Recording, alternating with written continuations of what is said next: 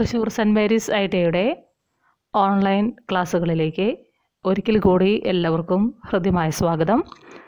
ഞാൻ Jini, workshop calculation and science ഇൻസ്ട്രക്ടറാണ്.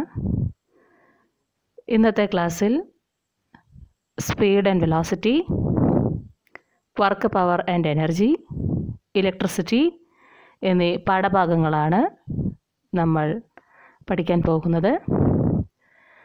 വളരെ important ആയിട്ടുള്ള 3 പാഠഭാഗങ്ങളാണിത്.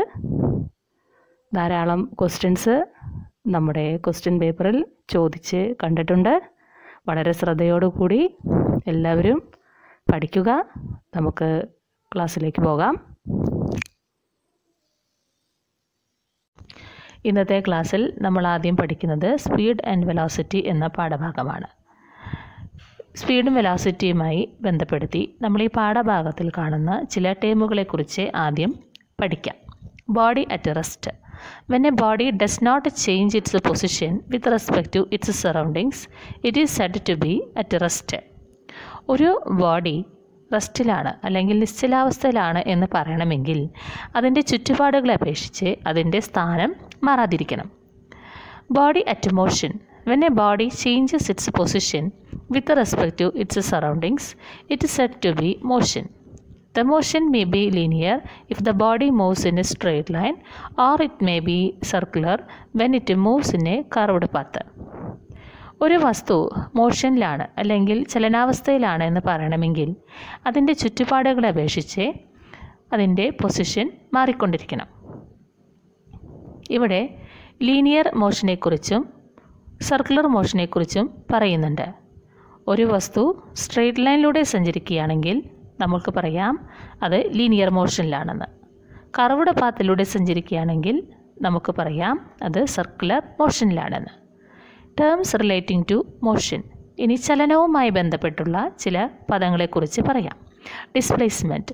When a body is motion when one place to another, the displacement is its distance from the starting position to the final position. ഒരു ബോഡിയുടെ displacement എന്ന് പറഞ്ഞാൽ ആ വസ്തു ചലിക്കുകയാണെങ്കിൽ അതിൻ്റെ സ്റ്റാർട്ടിംഗ് പോയിന്റിൽ നിന്നും ഫിനിഷിംഗ് പോയിന്റിലേക്കുള്ള ഡിസ്റ്റൻസിനെയാണ് ഡിസ്പ്ലേസ്മെൻറ്റ് എന്ന് പറയുന്നത്. Speed. It is the rate of change of displacement of a body in motion. It has got no direction and it is a scalar quantity.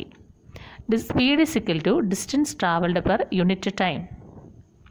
Unit is equal to meter per second, kilometer per hour or mile per hour. ഒരു ബോഡിയുടെ speed എന്ന് പറഞ്ഞാൽ ഒരു unit ടൈമിൽ അതെന്തുമാത്രം ദൂരം cover ചെയ്യുന്നു അതിനെയാണ് നമ്മൾ സ്പീഡ് എന്ന് പറയുന്നത്. സ്പീഡ് കാണുന്നതിനുള്ള ഇക്വേഷൻ ഡിസ്റ്റൻസ് ബൈ ടൈം. സ്പീഡിൻ്റെ units metre per second, kilometre per hour, mile per hour എന്നിങ്ങനെയാണ്. സ്പീഡ് ഒരു സ്കെയിലർ ക്വാണ്ടിറ്റിയാണ്. Velocity. It is the rate of change of displacement of a body in motion in a given direction. It is a vector quantity and can be represented both in magnitude and direction by a straight line. Velocity may be linear or angular. The unit of linear velocity is meter per second. Velocity is equal to displacement by time. Unit meter per second, kilometer per hour, mile per hour, etc. ഒരു ബോഡിയുടെ velocity എന്ന് പറഞ്ഞാൽ ഒരു നിശ്ചിത സമയത്തിനുള്ളിൽ എന്തുമാത്രം ദൂരം ഒരു പ്രത്യേക ദിശയിൽ സഞ്ചരിക്കുന്നു അതിനെയാണ് നമ്മൾ വെലോസിറ്റി എന്ന് പറയുന്നത്. അപ്പോൾ വെലോസിറ്റിക്ക് ഇവിടെ ഒരു മാഗ്നിറ്റ്യൂഡുമുണ്ട്, ഡിറക്ഷനുമുണ്ട്. അതുകൊണ്ട് വെലോസിറ്റി ഒരു വെക്റ്റർ ക്വാണ്ടിറ്റിയാണെന്ന് പറയാം. സ്പീഡ് കണ്ടുപിടിക്കുന്നതിനുള്ള ഇക്വേഷൻസും അതിൻ്റെ യൂണിറ്റ്സും തന്നെയാണ് വെലോസിറ്റിക്കുമുള്ളത്. അടുത്തത് acceleration. Rate of change of velocity is known as acceleration or it is the change of velocity in A unit time. Its unit is meter per second square. It is a vector quantity. A is equal to change in velocity by time. ഒരു നിശ്ചിത സമയത്തിൻ്റെ ഉള്ളിൽ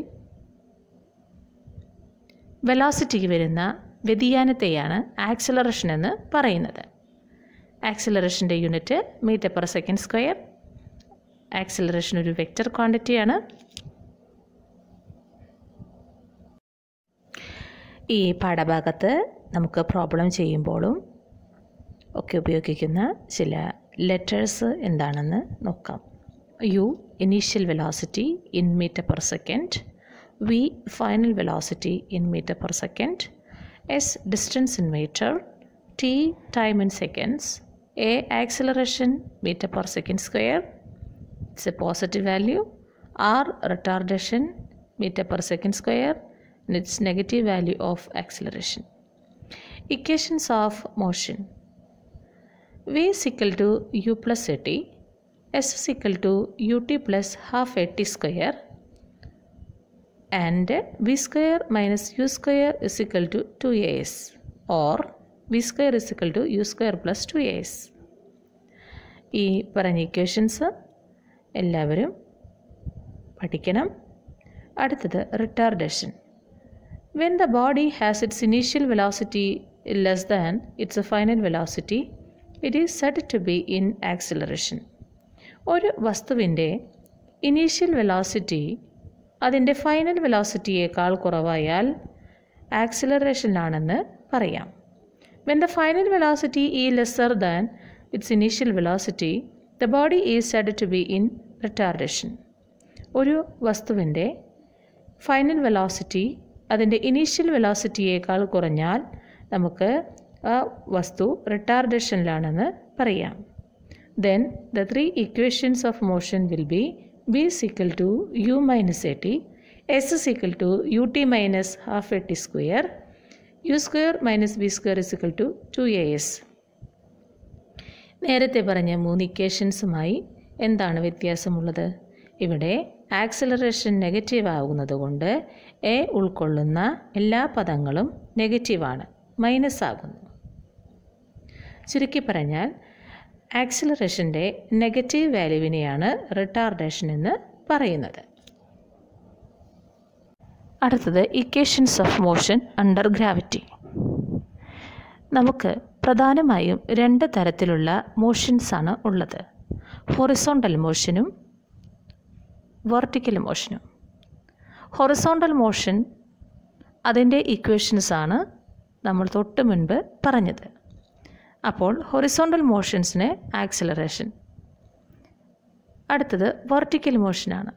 vertical motion എന്ന് പറഞ്ഞാൽ മുകളിൽ നിന്ന് താഴോട്ട് വസ്തുക്കൾ വീഴുക, അല്ലെങ്കിൽ താഴെ നിന്ന് മുകളിലേക്ക് എറിയുക. അങ്ങനെയുള്ള മോഷൻസിനെയാണ് വെർട്ടിക്കൽ മോഷൻസ് എന്ന് പറയുന്നത്.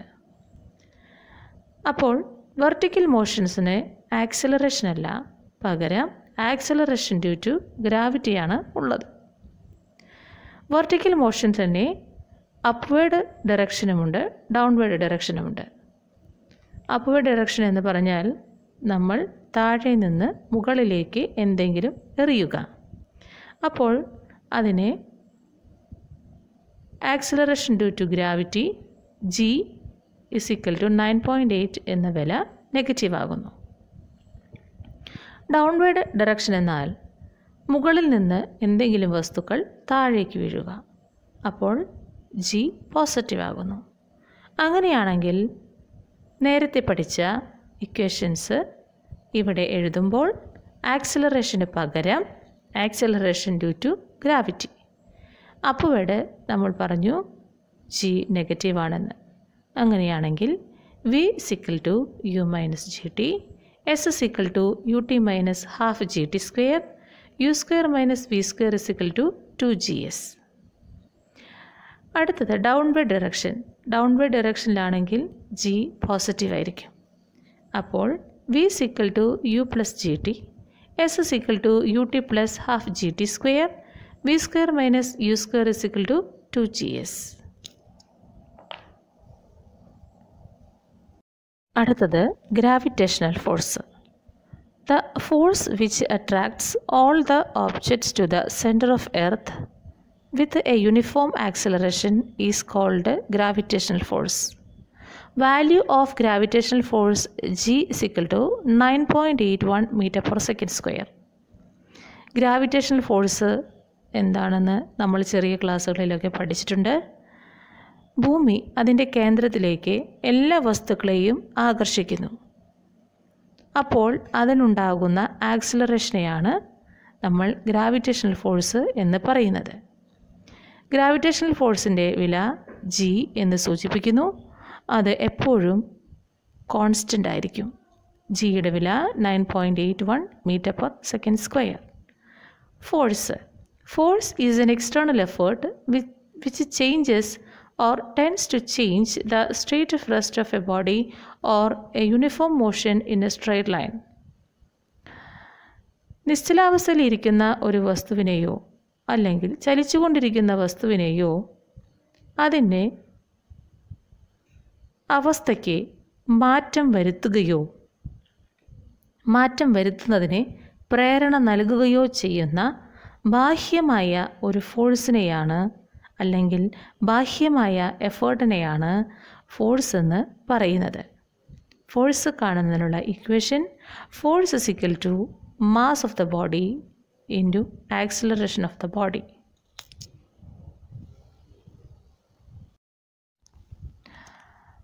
ഇത്രയും നേരം നമ്മൾ പറഞ്ഞ ഇക്വേഷൻസ് ഉപയോഗിച്ചുകൊണ്ട് ചില പ്രോബ്ലംസ് നമുക്ക് ചെയ്തു നോക്കാം. Calculate the force required to give a mass of 15 kg acceleration of 5 meter per second square. 15 kilogram ഭാരമുള്ള ഒരു വസ്തു അതിനെ 5 metre per second square acceleration ആക്കുന്നതിന് ആവശ്യമായ ഫോഴ്സ് എത്ര? ഇവിടെ നമുക്ക് mass 15 kilogram, acceleration 5 metre per second square എന്നിവ ലഭിച്ചിട്ടുണ്ട്. ഫോഴ്സ് കാണുന്നതിനുള്ള equation mass into acceleration 15 × 5 = 75 kilogram metre per second square. 1 kilogram metre per second square എന്നാൽ 1 ന്യൂട്ടനാണ്. അപ്പോൾ 75 ന്യൂട്ടൺ എന്ന് ഉത്തരം ലഭിക്കും. അടുത്ത problem. A train covers a distance of 2500 km in 40 hours. Find the average speed of the train. 40 മണിക്കൂർ കൊണ്ട് ഒരു train 2500 kilometre യാത്ര ചെയ്യുകയാണെങ്കിൽ ആ ട്രെയിനിൻ്റെ സ്പീഡ് എത്ര? നമുക്ക് ഡിസ്റ്റൻസ് കവേർഡ് 2500 കിലോമീറ്റർ, ടൈം 40 മണിക്കൂർ. സ്പീഡ് കാണുന്നതിനുള്ള equation distance travelled by time taken 2500 / 40 = 62.5 km/h. അടുത്ത problem. A solid sphere is dropped from the top of a tower. Takes 3 seconds to reach the ground. Find the height of the tower. ഒരു sphere ഒരു ടവറിൻ്റെ മുകളിൽ നിന്ന് താഴേക്ക് വീഴുന്നു. അത് 3 second കൊണ്ട് ഗ്രൗണ്ടിലെത്തിയാൽ ടവറിൻ്റെ ഉയരം എത്ര? ഇവിടെ നമുക്ക് ഇനീഷ്യൽ വെലോസിറ്റി 0 കാരണം റെസ്റ്റിലിരുന്ന സ്പിയറാണ് താഴേക്ക് വീഴുന്നത്. Time 3 second. ഇനി മുകളിൽ നിന്ന് താഴേക്ക് വീഴുന്നത് കൊണ്ട് ഇത് ഡൗൺവേർഡ് ഡിറക്ഷനിലാണ്. വെർട്ടിക്കൽ മോഷനിൽ തന്നെ ഡൗൺവേർഡ് ഡിറക്ഷനിലാണ്. അപ്പോൾ ജിയുടെ വില പോസിറ്റീവായിരിക്കും. കെട്ടിടത്തിൻ്റെ ഉയരം എന്ന് പറയുന്നതും ഈ സ്പിയർ ട്രാവൽ ചെയ്ത ഡിസ്റ്റൻസും സെയിം ആയിരിക്കും. അപ്പോൾ S = ut + ½ gt² എന്ന ഇക്വേഷനാണ് ഇവിടെ ഉപയോഗിക്കേണ്ടത്. ഇക്വേഷനിൽ വില കൊടുക്കുക. അപ്പോൾ നമുക്ക് h = 44.1 മീറ്റർ എന്ന് ലഭിക്കും. നമുക്ക് അടുത്ത പ്രോബ്ലം ചെയ്തു നോക്കാം. A force of 15 Newton is applied on A body is A mass of 10 kg at rest. Find the acceleration. Also find the velocity and the distance travelled after 1 minute. 10 kilogram ഭാരമുള്ള വസ്തു നിശ്ചലാവസ്ഥയിലായിരുന്നു. ആ വസ്തുവിന്മേൽ 15 newton force act ചെയ്താൽ 1 minute കൊണ്ട് എത്ര ദൂരം സഞ്ചരിക്കും? അപ്പോൾ അതിൻ്റെ വെലോസിറ്റി എത്ര, ആക്സലറേഷൻ എത്ര? നമുക്ക് ആദ്യം തന്നെ ഇവിടെ എന്തെല്ലാം തന്നിട്ടുണ്ടെന്ന് നോക്കാം. Force 15 newton, mass 10 kilogram, time 1 minute. ഇതുപോലുള്ള പ്രോബ്ലംസ് സോൾവ് ചെയ്യുമ്പോൾ ആദ്യം തന്നിരിക്കുന്ന യൂണിറ്റ്സ് MK സിസ്റ്റത്തിലാണോ എന്ന് പരിശോധിക്കുക. നമ്മൾ ഫോളോ ചെയ്യുന്നത് MK സിസ്റ്റമാണ്, മീറ്റർ, കിലോഗ്രാം, സെക്കൻഡ്. അങ്ങനെയല്ലാത്ത യൂണിറ്റ്സുകളെ മാറ്റിയെടുക്കണം. ഇവിടെ നമുക്ക് ടൈം 1 മിനിറ്റാണ്. 1 മിനിറ്റിനെ സെക്കൻഡിലോട്ട് മാറ്റുമ്പോൾ 60 സെക്കൻഡ് എന്ന് ലഭിക്കും. പിന്നെ റെസ്റ്റിലിരുന്ന ഒരു വസ്തുവാണ്, അപ്പോൾ അതിൻ്റെ ഇനീഷ്യൽ വെലോസിറ്റി 0 ആയിരിക്കും. Force = mass into acceleration. ആ ഇക്വേഷനിൽ നിന്ന് നമുക്ക് ആക്സലറേഷൻ എന്താണെന്ന് കാണാൻ സാധിക്കും. Acceleration = force by mass. 15/10 = 1.5 m/s². Final velocity v = u+t. വിലകൾ കൊടുക്കുക, അപ്പോൾ നമുക്ക് 90 m/s² എന്ന് ലഭിക്കും. Distance travelled s = ut + ½ at². വീണ്ടും വിലകൾ കൊടുക്കുക, അപ്പോൾ നമുക്ക് 2700 മീറ്റർ എന്ന് ലഭിക്കും.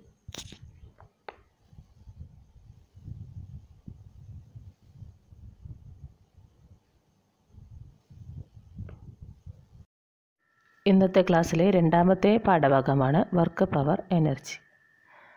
Work. When a force acting on a body moves the body through a certain distance. Work = force into distance. W = F into S. SI unit of force = Newton. CGS unit of force = Dyne. SI unit of work = Joule or Newton meter. CGS unit of work = erg. 1 joule = 10⁻⁷ erg.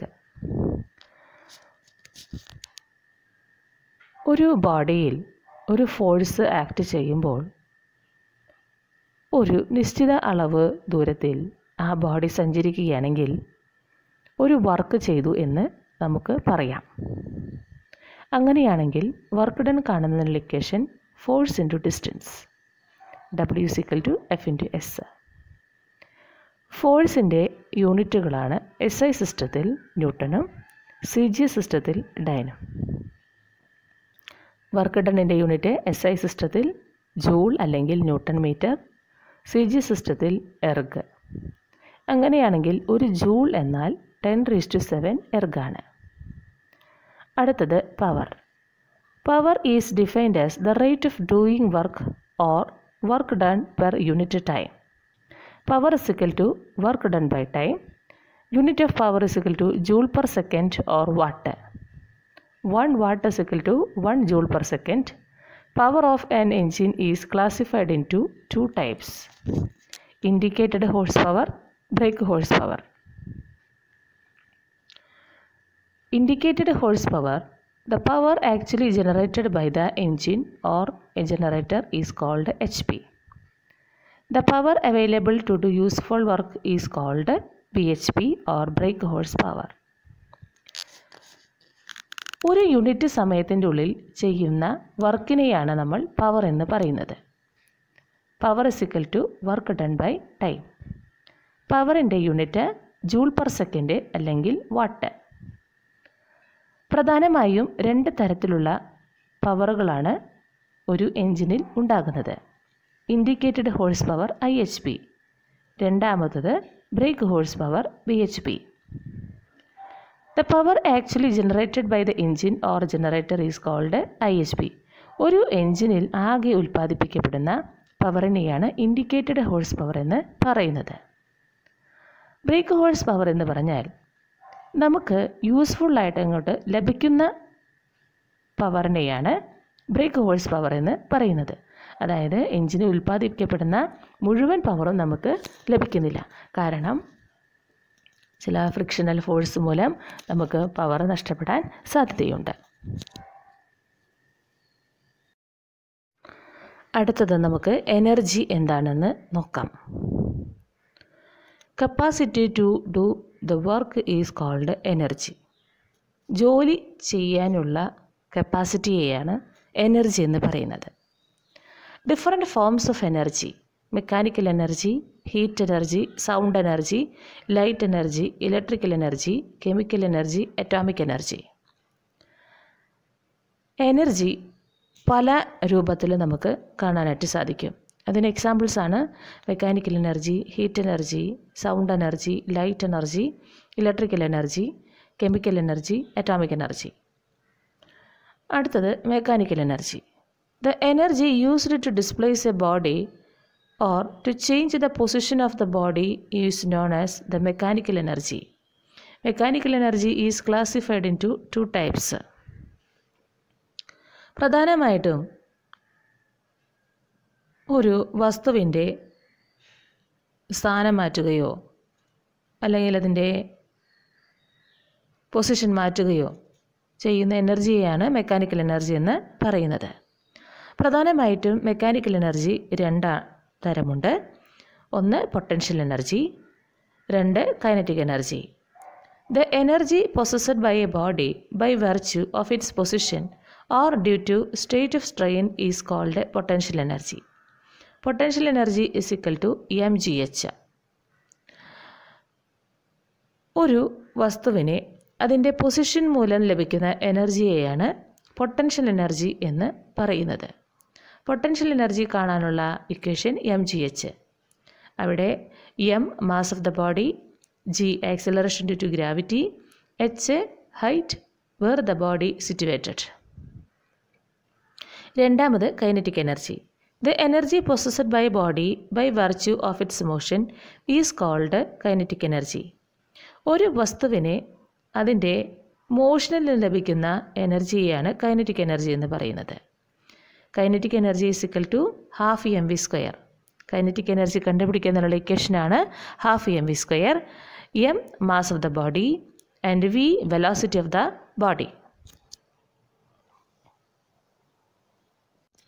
ഈ പാഠഭാഗത്തിലെ problems നമുക്ക് ചെയ്തു നോക്കാം. Calculate the power of pulley in watts used to lift a mass if force F is equal to 750 Newton, height S is equal to 12 meter, time T is equal to 3 minutes. 750 newton ഉപയോഗിച്ച് ഒരു വസ്തു 12 metre ഉയരത്തിലേക്ക് 3 minute കൊണ്ട് ഒരു പുള്ളി ഉപയോഗിച്ച് കയറ്റുകയാണെങ്കിൽ അതിൻ്റെ power എത്ര? നമുക്കിവിടെ force 750 newton, S 12 metre, time 3 minute. കഴിഞ്ഞ പാഠഭാഗത്ത് പറഞ്ഞു, ഓരോ പ്രോബ്ലം ചെയ്യുമ്പോഴും നമ്മൾ ഫോളോ ചെയ്യുന്ന MKS യൂണിറ്റിലാണോ തന്നിരിക്കുന്ന യൂണിറ്റുകളെന്ന് പരിശോധിക്കുക. നമുക്കിവിടെ ടൈം 3 മിനിറ്റാണ്. അതിനെ നമ്മൾ സെക്കൻഡ്സിലോട്ട് കൺവെർട്ട് ചെയ്യണം. പവർ കണ്ടുപിടിക്കുന്നതിനുള്ള equation force into distance by t, F into s by t. വിലകൾ കൊടുക്കാം. 750 ഇൻറ്റു 12 ബൈ 3 ഇൻറ്റു 60. 3 ഇൻറ്റു 60 എന്ന് പറഞ്ഞാൽ 3 മിനിറ്റിനെ സെക്കൻഡിലോട്ട് മാറ്റിയതാണ്. സിംപ്ലിഫൈ ചെയ്യുമ്പോൾ 50 വാട്ട് എന്ന് ലഭിക്കുന്നു. A pulley is used to lift a mass with a force of 900 newton to a weight of 10 meters in 2 minutes. Find the work done. 900 newton ഉപയോഗിച്ച് 10 metre പൊക്കത്തിലേക്ക് ഒരു വസ്തു 2 minute കൊണ്ട് ഉയർത്തുന്നു. അങ്ങനെയാണെങ്കിൽ ആ പുള്ളിയുടെ വർക്ക് ഡൺ എത്ര? നമുക്ക് ഇവിടെ ലഭിച്ചിരിക്കുന്ന datas f 900 newton, time 2 minute, s 10 metre. Work done കാണുന്നതിനുള്ള equation f into s. 900 into 10 9000 newton metre അല്ലെങ്കിൽ 9000 ജൂൾ.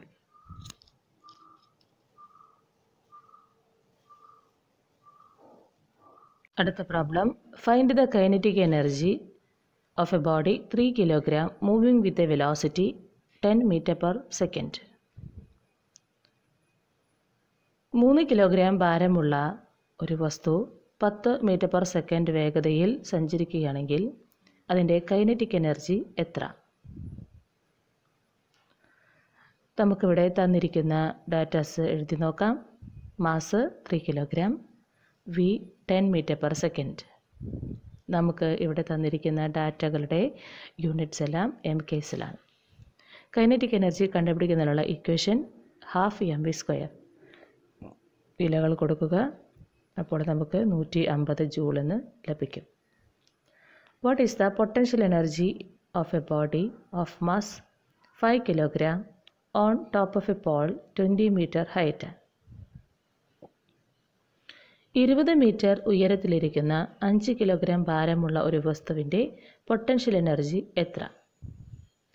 നമുക്ക് തന്നിരിക്കുന്ന ഡാറ്റകൾ എഴുതാം. M 5 kilogram, h 20 metre. തന്നിരിക്കുന്ന ഡാറ്റാസ് എല്ലാം എം കെ എസ് യൂണിറ്റിലാണ്. പൊട്ടൻഷ്യൽ എനർജി കണ്ടുപിടിക്കുന്നതിനുള്ള ഇക്വേഷൻ mgh. വിലകൾ കൊടുക്കുക. അപ്പോൾ നമുക്ക് 980 ജൂൾസ് എന്ന് ലഭിക്കും. അടുത്ത പാഠഭാഗം ഏതാണെന്ന് നോക്കാം. ബേസിക് ഇലക്ട്രിസിറ്റിയാണ് അടുത്ത പാഠഭാഗം. ഇലക്ട്രിസിറ്റി എന്ന പാഠഭാഗത്തെ സംബന്ധിച്ച് ഏറ്റവും ഇമ്പോർട്ടൻ്റ് ആയ ഒരു ഭാഗമാണ് ഓംസ് ലോ. പാഠഭാഗം തുടങ്ങി അവസാനിക്കുന്നത് വരെയും ഓംസ് ലോയുടെ ആപ്ലിക്കേഷനാണ് നമുക്കുള്ളത്. എന്താണ് ഓംസ് ലോ എന്ന് നോക്കാം.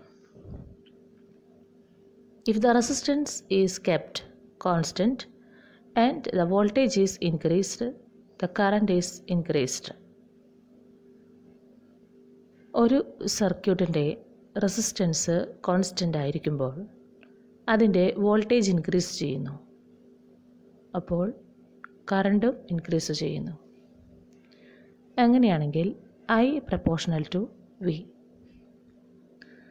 If the voltage is constant and the resistance is increased, the current is decreased. Voltage constant ആയിരിക്കുമ്പോൾ റെസിസ്റ്റൻസ് ഇൻക്രീസ് ചെയ്താൽ കറണ്ട് ഡിക്രീസ് ചെയ്യും.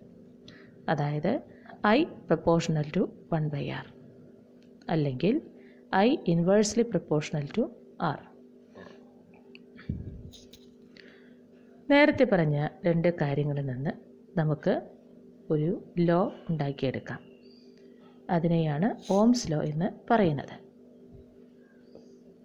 From the above two relationship we obtain Ohm's law. I summum V/R, which is conveniently written as V is equal to IR. Ohm's law states that at a constant temperature the current passing through a closed circuit is directly proportional to the potential difference and inversely proportional to the resistance. നേരത്തെ പറഞ്ഞ രണ്ട് relations തന്നെയാണ് Ohm's law ചുരുക്കി എഴുതുന്നത്. Ohm's law പറയുന്നത് temperature constant ആയിരിക്കെ ഒരു സർക്യൂട്ടിലൂടെ pass ചെയ്യുന്ന current അതിൻ്റെ പൊട്ടൻഷ്യൽ ഡിഫറൻസിനെ ഡയറക്റ്റ്ലി പ്രപ്പോർഷണലും റെസിസ്റ്റൻസിന് ഇൻവേഴ്സ്ലി പ്രപ്പോർഷണലും ആയിരിക്കും. അങ്ങനെയാണെങ്കിൽ I is equal to V/R. ഈ റിലേഷൻ എല്ലാവരും നന്നായി പഠിക്കണം. I എന്നാൽ കറണ്ട്, അതിൻ്റെ unit ampere. V potential difference or voltage, unit volt. R എന്നാൽ റെസിസ്റ്റൻസ്, അതിൻ്റെ യൂണിറ്റ് ഓം. ഓംസ് ലോ ഉപയോഗിച്ച് നമുക്കൊരു എക്സാമ്പിൾ നോക്കാം. A bulb takes a current of 0.2 ampere at a voltage of 3.6 volt.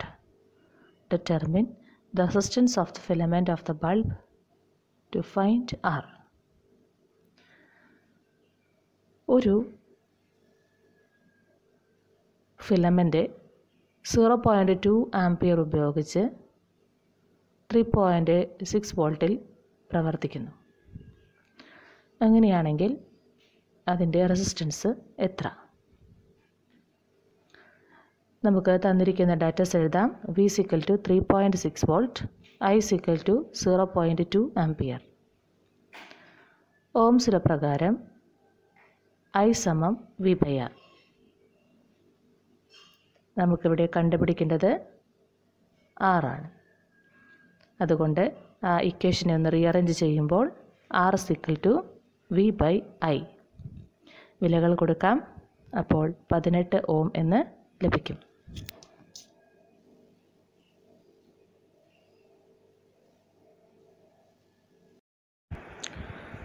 അടുത്തത് സീരീസ് കണക്ഷൻസ് ആണ്.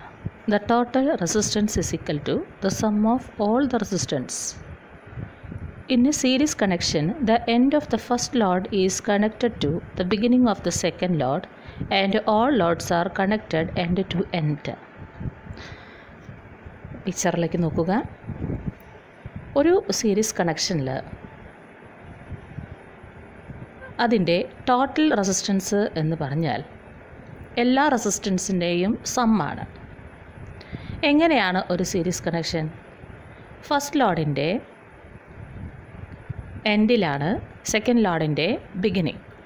അങ്ങനെ end to end എന്ന രീതിയിലാണ് കണക്ട് ചെയ്തിരിക്കുന്നത്. Features of series connection: the same current flows through all the loads. The voltage across each load is proportional to the resistance of the load. The sum of the voltage across each load is equal to the applied voltage. The total resistance is equal to the sum of all the resistance. ഒരു series കണക്ഷനെ കുറിച്ച് പറയുമ്പോൾ അതിൻ്റെ features പ്രത്യേകം ശ്രദ്ധിക്കുക. എല്ലാ ലോഡിലും ഒരേ കറണ്ടായിരിക്കും flow ചെയ്യുന്നത്. അതുപോലെ തന്നെ അതിൻ്റെ റെസിസ്റ്റൻസുമായി പ്രപ്പോർഷണലായിരിക്കും ഓരോ വോൾട്ടേജ്. ടോട്ടൽ വോൾട്ടേജ് എന്ന് പറയുന്നത് ഓരോ ലോഡിലെയും വോൾട്ടേജിൻ്റെ തുകയ്ക്ക് തുല്യമായിരിക്കും. റെസിസ്റ്റും അതുപോലെ തന്നെയായിരിക്കും. ടോട്ടൽ റെസിസ്റ്റൻസ് എന്ന് പറയുന്നത് ഓരോ ലോഡിലുമുള്ള റെസിസ്റ്റൻസിൻ്റെ തുകയായിരിക്കും. നമ്മളിപ്പോൾ പറഞ്ഞ കാര്യം ഇക്വേഷനായി സൂചിപ്പിക്കുന്നതാണ് താഴെയുള്ളത്. I = I1 = I2 = etc. V = V1 + V2 + etc. R = R1 + R2 + etc. Series കണക്ഷന് ഒരു എക്സാമ്പിൾ ചെയ്ത് നോക്കാം. 3 resistances of 3 ohms, 9 ohms and 5 ohms are connected in series. Find their resultant series. 3 ഓം, 9 ഓം, 5 ഓം എന്നിങ്ങനെ 3 റെസിസ്റ്റൻസ് സീരീസായി കണക്ട് ചെയ്താൽ അവയുടെ റിസൾട്ടൻ്റ് റെസിസ്റ്റൻസ് എത്ര? Series കണക്ഷനിൽ നമ്മൾ നേരത്തെ പറഞ്ഞു ടോട്ടൽ റെസിസ്റ്റൻസ് എന്ന് പറഞ്ഞാൽ ഓരോ ലോഡിലുമുള്ള റെസിസ്റ്റൻസിൻ്റെ തുകയാണെന്ന്. അങ്ങനെയായാൽ R = R1 + R2 + R3. 3 ഓം + 9 ഓം + 5 = 17 ഓം എന്ന് ആൻസർ ലഭിക്കും. അടുത്തത് parallel connection. In a parallel connection, the beginning and ends of the loads are connected together. Features of parallel connection: the current flowing through each load depends upon the resistance of the load. ഓരോ ലോഡിലുമുള്ള റെസിസ്റ്റൻസിനെ ആശ്രയിച്ചിരിക്കും ഓരോ ലോഡിലും flow ചെയ്യുന്ന current. അതുപോലെ തന്നെ ഓരോ ലോഡിലുമുള്ള voltage same ആയിരിക്കും. Parallel കണക്ഷൻ്റെ ഒരു picture തന്നിട്ടുണ്ട്. The total resistance of a parallel connection is always smaller than the smallest resistance in the circuit. Parallel കണക്ഷൻസിലുള്ള ടോട്ടൽ റെസിസ്റ്റൻസ് എന്ന് പറയുന്നത് തന്നിരിക്കുന്ന റെസിസ്റ്റൻസിലെ ഏറ്റവും ചെറുതിനേക്കാൾ ചെറുതായിരിക്കും. In parallel connection, the reciprocal of the total resistance is equal to the sum of the reciprocals of all resistance in the circuit. Parallel connectionsന്റെ total resistance എന്ന് പറയുന്നത് അതിൻ്റെ ഓരോ റെസിസ്റ്റൻസിൻ്റെയും റെസിപ്രോക്കലിൻ്റെ തുകയുടെ റെസിപ്രോക്കലായിരിക്കും. മേൽപ്പറഞ്ഞ ഫീച്ചേഴ്സ് നമുക്ക് ഇക്വേഷനായിട്ട് എഴുതാം. I is equal to I1 plus I2 plus I3 plus etc. V is equal to V1 is equal to V2 is equal to etc. 1 by R is equal to 1 by R1 plus 1 by R2 plus etc. Parallel കണക്ഷനിലുള്ള ഒരു example ചെയ്തു നോക്കാം. Two resistance of 4 ohm and 6 ohms are connected in parallel. Determine the total resistance. നമുക്കിവിടെ R1, R2 എന്നിവ 4 ഓം 6 ഓം എന്നിങ്ങനെ തന്നിട്ടുണ്ട്. അങ്ങനെയാണെങ്കിൽ parallel കണക്ഷനിലുള്ള ഇവയുടെ ടോട്ടൽ റെസിസ്റ്റൻസ് എത്ര? 1 by R is equal to 1 by R1 plus 1 by R2. വിലകൾ നൽകുമ്പോൾ 1 by R is equal to 1 by 4 plus 1 by 6. LCM കാണുക. അപ്പോൾ നമുക്ക് 24 by 10 എന്ന് ലഭിക്കും. അടുത്തത് electric power. In mechanical terms we defined power as the rate of doing work. The unit of power is 1 watt.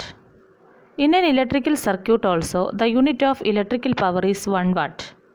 In mechanical terms, 1 watt is the work done by a force of 1 Newton to move the body through 1 meter in 1 second. In an electrical circuit, the electromotive force overcomes the resistance and does the work. The rate of doing work depends upon the current flowing in the circuit in ampere.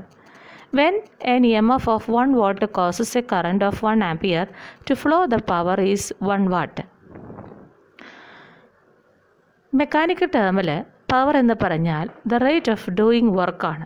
അതായത് ഒരു unit സമയത്തിൻ്റെ ഉള്ളിൽ ചെയ്തു തീർത്ത വർക്കിനെയാണ് power എന്ന് പറയുന്നത്. അവിടെ പവറിൻ്റെ unit വാട്ടാണ്. Electrical സർക്യൂട്ടിലും നമുക്ക് പവറുണ്ട്, അതിൻ്റെ യൂണിറ്റും വാട്ടാണ്. മെക്കാനിക്കൽ ടേംസിൽ ഒരു വാട്ട് പവർ എന്ന് പറഞ്ഞാൽ ഒരു ന്യൂട്ടൺ ഫോഴ്സ് ഉപയോഗിച്ച് ഒരു ബോഡി 1 മീറ്റർ ദൂരം 1 സെക്കൻഡ് കൊണ്ട് സഞ്ചരിച്ചാൽ അവിടെയുണ്ടാകുന്ന പവർ 1 വാട്ടാണെന്ന് നമുക്ക് പറയാൻ സാധിക്കും.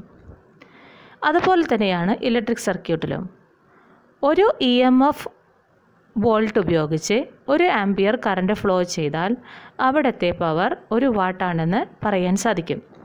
അങ്ങനെയായാൽ power is equal to voltage into current, P is equal to V into I. അടുത്തത് electric work or energy. Electric work or energy is the product of electrical power and time. Work in watt seconds is equal to power in watts into time in seconds. അതായത് W is equal to P into T. നമ്മൾ സാധാരണയായി വർക്കിന് joule ആണ് ഉപയോഗിക്കുന്നത്. ഒരു what അവർ എന്ന് പറഞ്ഞാൽ ഒരു ജൂളാണ്.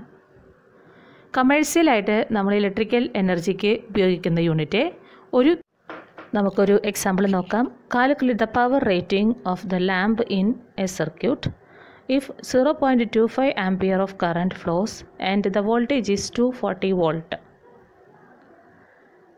ഇവിടെ നമുക്ക് I is equal to 0.25 ampere, V is equal to 240 volt തന്നിട്ടുണ്ട്.